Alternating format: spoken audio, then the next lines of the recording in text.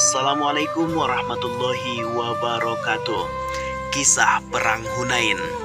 Setelah terjadi peristiwa Fathu Makkah di mana Rasulullah Shallallahu Alaihi Wasallam dan para sahabatnya berhasil menaklukkan kota Makkah dan menghancurkan 360 berhala yang ada di dalam dan sekitar Ka'bah. Banyak penduduk kota Makkah yang masuk Islam. Ya, keberhasilan tersebut merupakan kemenangan yang sangat besar bagi umat Islam. Nabi Muhammad SAW telah berhasil menyebarkan Islam dengan penuh hikmah sehingga para penduduk Madinah dan Makkah beriman kepada Allah dan Rasul-Nya. Akan tetapi ada beberapa suku Makkah yang marah akan keberhasilan kaum muslimin. Mereka tidak terima dan ingin menyerang para sahabat Nabi dengan kekuatan penuh. Dari sinilah akan terjadi perang besar antara kaum muslimin dengan suku Makkah yang belum masuk Islam. Tidak jauh dari kota Makkah terdapat perkampungan dua suku besar, yaitu suku Hawazin dan suku Sakif. Mereka mendengar bahwa kota Makkah telah berhasil dikuasai Rasulullah. Kondisi itu membuat mereka khawatir jika Nabi dan para sahabatnya akan menyerang perkampungan mereka.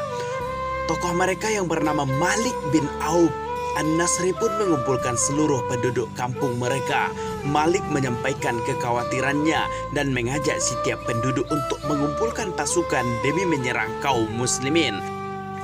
Seorang pemimpin tentu sangat wajar jika mengumpulkan pasukan yang sangat kuat untuk berperang melawan musuh. Tapi kali ini sangat aneh. Mengapa? Karena Malik bin Auf tidak hanya mengajak kaum laki-laki yang kuat-kuat untuk menyerang kota Makkah, tetapi ia mengajak seluruh penduduknya tanpa memandang usia, jenis kelamin dan keadaan. Entah itu laki-laki, wanita, tua, muda dan anak-anak, semuanya diajak untuk berperang melawan Nabi Muhammad. Setelah semuanya sudah siap, Malik bin Auf pun berhasil mengumpulkan seluruh pasukan berjumlah 20.000 orang. Setelah itu Malik dengan seluruh pasukannya pergi meninggalkan perkampungannya. Mereka terus berjalan menuju daerah Hunain. Ketika mereka sampai di daerah Autas, mereka berhenti dan beristirahat hingga akhirnya mereka pun sampai ke wilayah Hunain. Tidak lama kemudian setelah mereka merencanakan untuk menyerang Nabi, beberapa orang dari sahabat telah memberitahu Rasulullah bahwa akan adanya serangan itu. Beliau pun langsung mengutus Abu Hadrat al-Aslami untuk melihat kebenaran berita tersebut. Dia diperintah Rasulullah untuk melihat pasukan yang akan menyerang kota Makkah. Maka Abu Hadrat pun menyusup di tengah-tengah pasukan musuh dan mengetahui apa yang seharusnya ia ketahui. Setelah mendengar cerita Abu Hadrat, tepatnya pada hari Sabtu tanggal 6 Syawal 8 Hijriah, Rasulullah langsung menyiapkan pasukan perang sebanyak 12.000 orang yang terdiri dari 10.000 pasukan Muhajirin dan Ansor serta 2.000 orang pasukan lainnya dari penduduk Makkah yang baru masuk Islam. Rasulullah SAW menuju Itab bin Usaid untuk mengurus Makkah selama beliau pergi.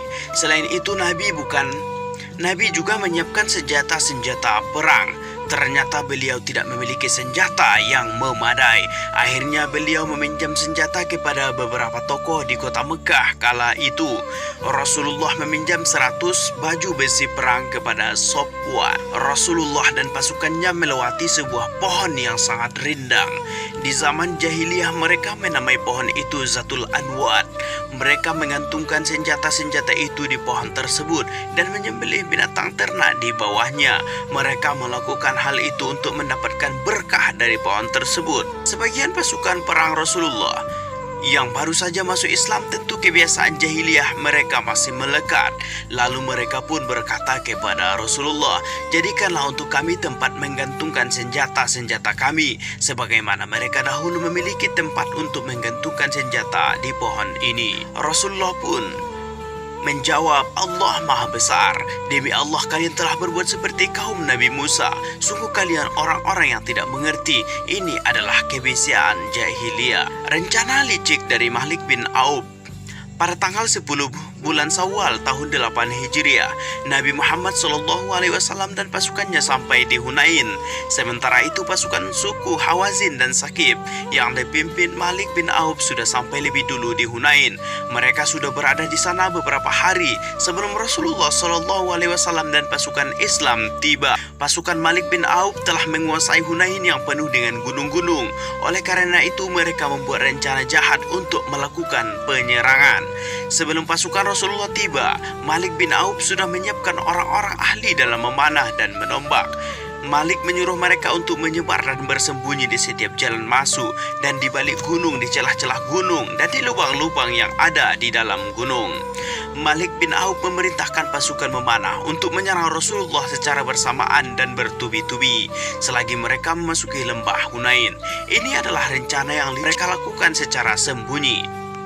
Setelah sholat subuh, Rasulullah SAW dan pasukan Islam pergi ke lembah Hunain. Mereka tidak mengetahui sama sekali rencana jahat daripada Malik bin Auf. Ketika beliau dan para sahabat memasuki lembah Hunain, tiba mereka diserang secara bertubi oleh pasukan Malik bin Auf.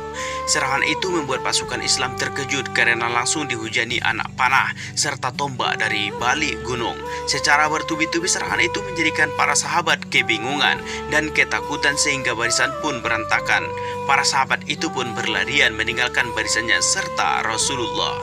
Rasulullah SAW melihat pasukannya mundur dari pertempuran, langsung memanggil mereka dengan ucapan, "Wahai pasukan, kembalilah kemari. Aku adalah Rasulullah Muhammad bin Abdullah." Disinilah keberanian Rasulullah terlihat. Di tengah-tengah pasukannya yang mundur, justru beliau maju ke barisan pasukan lawan dengan mengendarai keledainya.